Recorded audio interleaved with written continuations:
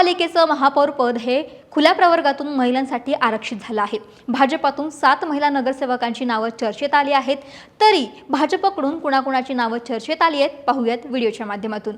नमस्कार, मी अक्षता आणि तुम्ही पाहताय सकाळ। तर मुंबई महापालिकेसाठी चर्चित असणाऱ्या नावांपैकी पहिलं नाव म्हणजे राजश्री शिरवडकर।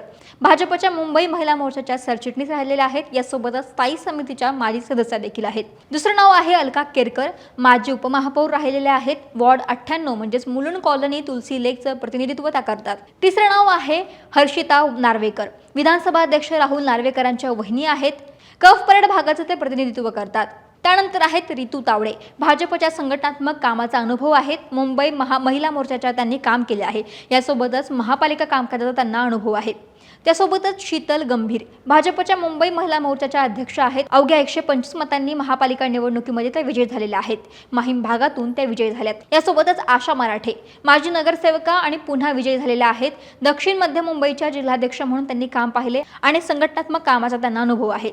यासोबतच योगिता कोळी, मालाडमधून मोठ्या मताधिक्याने ते विजयी झालेले आहेत। महापालिकेच्या आरोग्य आणि शिक्षण खात्यातील कामाचा त्यांना चांगलाच अनुभव आहे। या सगळ्यांची नावं आता महापौर पदाच्या शर्यतीमध्ये आहे। तरी आपल्याला काय वाटतं, बीएमसीच्या महापौरपदी कुणाला संधी मिळाली पाहिजे? आम्हाला कमेंट करून जरूर कळवा। महाराष्ट्रातील सर्व बातम्यांचे विश्वासार्ह व्यासपीठ, सकाळच्या सर्व सोशल मीडिया प्लॅटफॉर्मला लाईक, फॉलो आणि सबस्क्राईब करा। तसंच सर्व नोटिफिकेशनसाठी बेल आयकॉन प्रेस करायला विसरू नका।